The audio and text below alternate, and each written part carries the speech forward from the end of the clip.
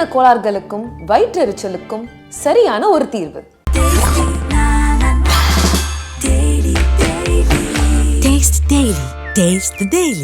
Touring talkies ரசிகர்களுக்கு வணக்கம். வாங்க லென்ஸ் நிகழ்ச்சிக்கு போகலாம்.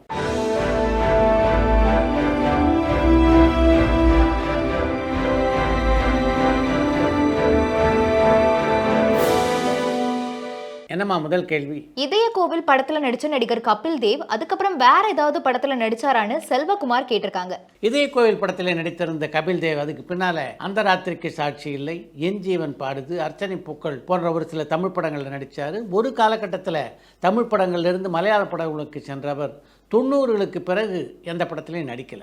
தயாரிப்பாளர் சேலம் சந்திரசேகருக்கும் இயக்குனர் AR முருகதாஸ்க்கும் ஏதோ ஒரு பிரச்சனை ஏற்பட்டதாகவும் அந்த கலைஞர் நடுராத்திரி அவங்களுக்கு கால் பண்ணி சமாதானம் பண்ணி வச்சதாகவும் சொல்றாங்களே, அப்படி என்ன பிரச்சனை? முதல்ல இது உண்மையான? அம்பத்தூர்ல இருந்து ஆகாஷ் கேட்டிருக்காங்க. கஜினி திரைப்படத்தை இந்தியில் எடுப்பது தொடர்பாக கஜினி படத்தினுடைய தயாரிப்பாளரான சந்திரசேகருக்கும் அந்த படத்தை இயக்கிய முருகதாஸுக்கும் இடையே பிரச்சனை எழுந்தது. அந்த பிரச்சனை காரணமாக சந்திரசேகர் முருகதாஸ் பேரிலே போலீசிலே புகார் செய்ய போலீசார் AR முருகதாஸை கைது செய்து விட்டார். அப்படிப்பட்ட சூழ்நிலையில் தான் கலைஞர் தலையிட்டு அவர்கள் இருவருக்கும் இடையே சமாதானம் செய்து வைத்தார். ஐமேக்ஸ் கேமரால தான் இப்ப கூலி படத்தினுடைய படப்பிடிப்பு நடந்துகிட்டு இருக்கான்னு திருநெல்வேலியில இருந்து கண்ணன் கேட்டிருக்காங்க.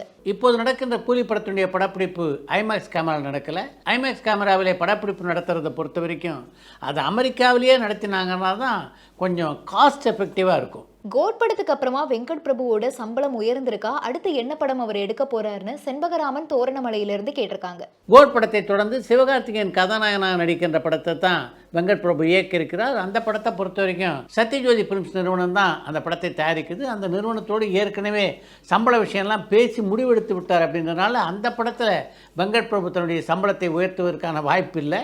அடுத்த படத்தில் நிச்சயமாக தன்னுடைய சம்பளத்தை அவர் உயர்த்துவார். Old veteran actress Fatafat Jayalakshmi ma'am பற்றி உங்களுக்கு ஏதாவது தெரியுமா? அவங்கள பற்றி சொல்ல முடியுமான்னு ரஃபி கேட்டிருக்காங்க. இயல்பான நடிப்புக்கு பெயர் பெற்ற ஒரு நடிகையாக இருந்தவங்க தான் ஃபட்டாஃபட் ஜெயலட்சுமி. மிக குறுகிய காலத்திலேயே மிகப்பெரிய புகழை பெற்றார். படப்பிடிப்பு தலங்களில் எல்லார்ட்டையும் அவ்வளவு யதார்த்தமாக பழகுவார். காதல் என்ற அந்த 3 எழுத்து மட்டும் ஃபட்டாஃபட் ஜெயலட்சுமியுடைய வாழ்க்கையிலே குறுக்கிடாமல் இருந்திருந்தால் காலம் அவ்வளவு எளிதிலே நம்மிடமிருந்து ஃபட்டாஃபட் ஜெயலட்சுமி பிரித்திருக்காது. ராகவா லாரன்ஸ் அடுத்து எந்த படத்துல நடிக்கிறாருன்னு பத்தி ஏதாவது தகவல் உங்களுக்கு தெரியுமா? காஞ்சனா 5 படப்பிடிப்பு ஸ்டார்ட் ஆக போகுதுன்னு சொல்றாங்களே, இன்னும் 6-7 எடுத்துக்கிட்டே போயிருவாங்களான்னு திருநெல்வேலியில இருந்து கண்ணன் கேட்டிருக்காங்க. ராகவா லாரன்ஸ் நடிக்க இருக்கின்ற படங்களுடைய பட்டியல் பார்த்தீங்கன்னா நீளமா இருக்கு. ஆனா எந்த படத்துடைய படப்பிடிப்பை முதல்ல தொடங்க போறார் அப்படின்றத பத்தி தான் இன்று வரையிலே ராகவா லாரன்ஸ் எந்த அறிவிப்பையும் வெளியிடலை. சார், நீங்க திருச்செந்தூர் முருகன் கோயிலுக்கு போயிருக்கீங்களா? சினிமால உங்களுக்கு பிடிச்ச முருகன் பாடல் எதுன்னு சந்தனகுமார் சென்னையில இருந்து கேட்டிருக்காங்க. திருச்செந்தூர் கோயிலுக்கு பலமுறை நான் சென்றிருக்கிறேன். அதே மாதிரி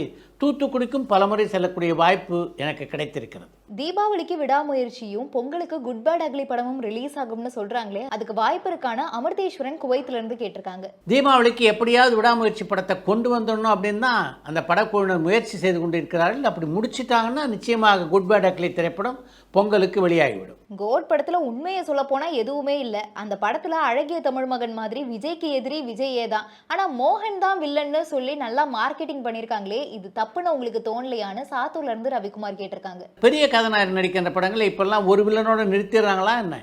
பல வில்லன்கள் இருக்காங்க. அப்படித்தான் இந்த படத்தை நீங்க எடுத்துக்கணும். விஜய்க்கு விஜயே வில்லனா நடிக்கிறார் அப்படின்றத முன்னாலேயே சொல்லிட்டா நிச்சயமா ரசிகர்கள் மத்தியிலே சுவாரஸ்யம் குறைந்துவிடும். அப்படின்றனால தான் அதை ரகசியமாக வைத்துக் கொண்டிருந்தார்கள். கோட் திரைப்படத்தை பொறுத்தவரையிலே விஜய்க்கு 2 வில்லன்கள், ஒருத்தர் மோகன், இன்னொருத்தர் விஜய் என்று எடுத்துக்கொண்டு விட்டீர்கள் என்றால் இந்த ஏமாற்றம் உங்களுக்கு இருக்காது. நீங்க பட்டிமன்றம் நிகழ்ச்சிகளுக்கு தலைமை ஏற்றிருக்கீங்களா? ஏதாவது பட்டிமன்றத்தை தொகுத்து வழங்கியிருக்கீங்களா? அதுக்கான வாய்ப்புகள் ஏதாவது உங்களுக்கு வந்திருக்கான்னு சென்னையில இருந்து சந்தனகுமார் கேட்டிருக்காங்க. பட்டிமன்ற நிகழ்ச்சிகள் பலவற்றில் நான் கலந்து கொண்டிருக்கிறேன், பேசியிருக்கேன். ஆனா எந்த பட்டிமன்ற நிகழ்ச்சியிலும் நடுவராக இருந்ததில்லை. ஷூட்டிங் நடந்துகிட்டு இருக்கும் போது டைரக்டர் மானிட்டரை பார்த்து அந்த சீனுக்கு கட் சொல்லுவாங்களா, இல்ல நேர்ல அவங்களுடைய நடிப்பை பார்த்து கட் சொல்லுவாங்களான்னு பெருந்தமிழன் பாண்டிச்சேரியில இருந்து கேட்டிருக்காங்க. இப்போது பெரும்பாலான இயக்குனர்கள் மானிட்டரை பார்த்து தான் கட் சொல்றாங்க. பாரதி ராஜா கிட்ட நீங்க அசிஸ்டன்ட் டைரக்டரா இருந்த போது யாருடைய திறமையை பார்த்து ரொம்பவே வியந்திருக்கீங்கன்னு சாத்தூர்ல இருந்து ரவிக்குமார் கேட்டிருக்காங்க. பாரதி ராஜாவோட உதவியாளராக இருந்து அதுக்கு பின்னாலே இயக்குனரான பல பேருடைய திறமையை பார்த்து நான் வியந்திருக்கிறேன். முதல் சொன்னோன்னா கே பாக்யராஜ் சொல்லலாம், அடுத்து மணிவண்ணன், அவருக்கு அடுத்து மனோபாலா, கே ரங்கராஜ், மனோஜ்குமார் என்று சொல்லிக்கொண்டே போகலாம். ஆமா, வேட்டையன் படத்தோட பிஆர்ஓ யாரு?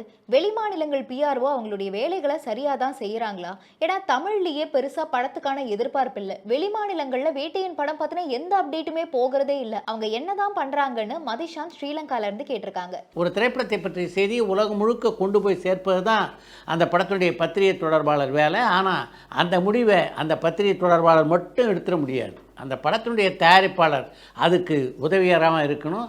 அவர் இந்த காலகட்டத்தில் இந்த படத்தை பற்றிய செய்திகளை எல்லாருக்கும் கொண்டு போய் சேருங்க அப்படின்னு பத்திரிகை தொடர்பாளரை பார்த்து சொல்லணும். அதற்கு பின்னால் தான் அவரால் அந்த செய்திகளை எல்லாம் வெளியிட முடியும். கோட் படம் தமிழ் தவிர வேற எந்த லாங்குவேஜ்லயும் பெருசா வரவேற்பு பெறலன்னு சொல்றாங்களே, அது உண்மையான? கரூர்ல இருந்து சுந்தர் கேட்டிருக்காங்க. கோட் திரைப்படம் ஆந்திராவிலும் வட இந்தியாவிலும் மிகப்பெரிய வெற்றியை பெறவில்லை அப்படின்ற செய்தி உண்மைதான். சார், நீங்க சின்ன வயசுல இருக்கும் போதும் சரி இப்பவும் சரி உங்களோட செலிபிரிட்டி கிரஷ் யாருன்னு தினேஷ் கேட்டிருக்காங்க. என்னுடைய அலுவலகத்துக்கு ஒரு நாள் நீங்கள் வாங்க, என்னுடைய செலிபிரிட்டி கிரஷ் யார் அப்படின்றத உங்களுக்கு பர்சனலாக சொல்கிறேன். தேவாரா படத்துல பில்டப் தவிர வேற எதுவுமே இல்லாத மாதிரி இருக்கே, நீங்க ட்ரெய்லர் பார்த்துட்டு என்ன நினைச்சீங்கன்னு தேவிகா கேட்டிருக்காங்க. இந்த மாதம் 27ஆம் தேதி அன்று தான் தேவாரா திரைப்படம் திரைக்கு வர இருக்கிறது. அதுக்கு முன்னாலேயே அந்த படத்தில் பில்டப் தான் இருக்கும் போல் இருக்குது அப்படின்லாம் தெரிந்து கொள்ள உங்களால் முடியுது. அந்த சக்தியெல்லாம் எனக்கு இல்லை அப்படின்றனால உங்களுடைய விமர்சனத்துக்கு என்னால் எந்த பதிலையும் சொல்ல முடியல. நடிகை சசிகலா, நளினி, சீதா இவங்கெல்லாம் இப்போ என்னதான் பண்றாங்க? ரஜினிக்கு ஏற்ற ஹீரோயின்ஸா இவங்க தான் இப்போ படங்கள்ல நடிச்சா நல்லா இருக்கும்னு எனக்கு தோணுது. இதை பத்தி உங்களுடைய கருத்து என்னன்னு ரமேஷ் கேட்டிருக்காங்க. நீங்கள் குறிப்பிட்டுள்ள 3 நடிகைகளில் சசிகலா மட்டும்தான் இப்போ அதிகமாக திரைப்படங்களில் நடிக்கிறது இல்லையே தவிர நளினி, சீதா ஆகிய இருவரும் தொடர்ந்து திரைப்படங்களில் நடிச்சுக்கிட்டு தான் இருக்காங்க. இந்த வருஷம் வெளிமாநிலங்கள்ல வேணுக்கும்னே தமிழ் படங்களை புறக்கணிச்ச மாதிரி தெரியுதே, இது முதல்ல உண்மையா? அண்ட் அது மட்டும் இல்லாம எவ்வளவு நஷ்டம் ஏற்பட்டிருக்கு? இதே ஒரு சூழ்நிலை தான் விடாமுயற்சி, அமரன் போன்ற படங்களுக்கும் நடக்குமான்னு ஜானி யாழ்ப்பாணத்திலிருந்து கேட்டிருக்காங்க.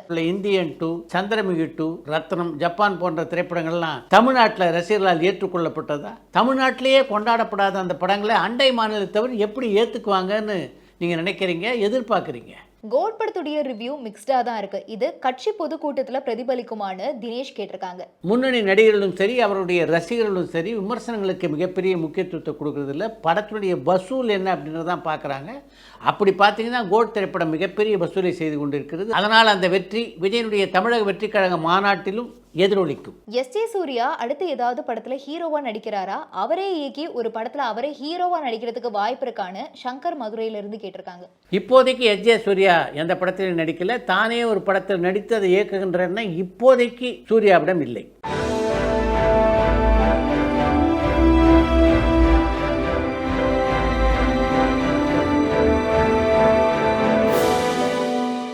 கப்பல்ஸான ஏவிஎம் ராஜன் மற்றும் புஷ்பலதா மேம் பற்றி உங்களுக்கு தெரிஞ்ச தகவல்கள் சொல்ல முடியுமான்னு ரஃபி கேட்டிருக்காங்க. நான் சினிமா உலகத்தில் அடியெடுத்து வைத்த ஆரம்ப நாட்களில் ஏவிஎம் ராஜனுக்கு பத்திரிகை தொடர்பாளராக பணியாற்றக்கூடிய வாய்ப்பு எனக்கு கிடைத்தது. அந்த காலகட்டத்திலிருந்தே ஏவிஎம் ராஜன் புஷ்பலதா தம்பதியினரை எனக்கு ரொம்ப நல்லா தெரியும். அவங்களுக்கு கல்யாணம் நடந்தது பார்த்தீங்கன்னா 1964ஆம் ஆண்டில்.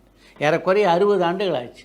இந்த 60 ஆண்டுகளும் மிகச்சிறந்த தம்பதிகளாக அவர் வலம் வந்து கொண்டிருக்கிறார்கள். அதுக்கே அவங்களை நாம் பாராட்ட வேண்டும். இந்த காலத்திலலாம் பார்த்திங்கன்னா 10-20 வருடங்கள் கூட இந்த காதல் திருமணங்கள் நிலைப்பதில்லை. ஒவ்வொருத்தருக்கும் நடுவில் அவ்வளோ ஈகோ. இதையெல்லாம் தாண்டி மிகவும் இனிமையான இல்லற வாழ்க்கையை அவங்க 2 பேரும் நடத்திட்டு இருக்காங்களே, அதுதான் அவங்களுடைய மிகப்பெரிய சிறப்பு. அடுத்து இன்று ஒரு தகவல்.